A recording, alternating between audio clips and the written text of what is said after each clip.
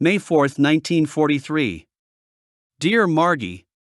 Well, darling, here it is another day, and still coming.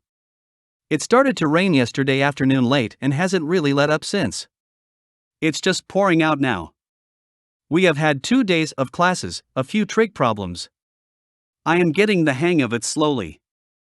I haven't got much more information on the course. They still say it's 3 months here and 7 in Wales.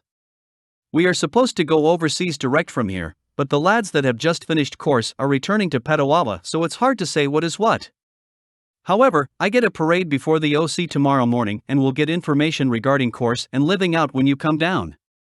We'll give you the lowdown tomorrow. Tried to phone Al last night but couldn't get through with the call, so dropped him a line from the canteen. I have been asking the lads about board. Apparently, it's impossible. The only thing to do is rent a room and eat out, and the rooms are around $7 or $8 a week. Rather expensive, but we always get by. Well, darling, there isn't much to say except I sure miss you and wish I was back in St. John, but guess I will learn to like the place when you come here. I could like any place if you were there. Well, good night, darling. I hope to get a letter from you by Thursday. All my love, sweetheart. As ever. Roger XXXX. Number 6 Vocational School. Spring Garden Road. Halifax, NS. Drafting Class. May 6, 1943. Dear Margie. Sorry, I missed writing last night, darling, but had a shower, then went back to the school to try and straighten my trigonometry out, and I did it. It was pretty late when I came in, so went to bed instead.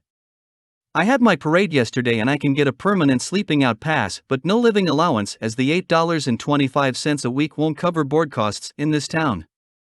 However, as I work from 8 to 5, I can get my meals here and still be home by 6. That will give us our evenings free. I always get a 48-hour leave once a month. Every Saturday afternoon and Sundays off. However, I still have to get you a room. I am going to try and find Al tonight and see how he is doing. I have had no word from him yet, although I dropped a line the other day. Maybe we have different hours. I was hoping to get a letter from you today, but no luck as yet, but we'll expect one tomorrow. I hope things are going okay with you. That you are not running out on me and that Pospeed hasn't converted you. I still haven't seen much of the town, dear, as it didn't stop raining until this afternoon. No fooling, it rained from Monday until today, not letting up for more than an hour at a time. However, the appearance of the place looks better than St. John.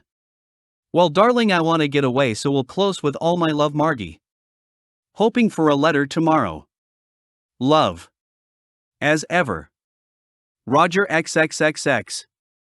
May 8, 1943. Dear Margie. Your letter with mother's enclosed arrived at noon today, so you see it takes 2 days for yours to come as well. It seems a long time to me. Well, let's get the business at hand off our minds first. As yet I have had no luck with a room, but haven't looked much yet. So dear, I think the 20th would be a good deadline to set. I will surely get a place by then. I get paid next Saturday, so we'll have money to deposit on a room. It would also give you more money. You see, I can't get an allowance, but would not board with you. I can eat at barracks. I can't leave until after meal hours anyways. So, what do you say we call it the 20th or that weekend? It's a long time to wait for you, but seems to be the only way, doesn't it? I saw Al last night, but we didn't go out as he had to go on fire watch at 8 o'clock, so we just chewed the rag until then. He showed me some of his work to come. It's certainly a pretty stiff course, but he feels pretty confident. That's more than I can say.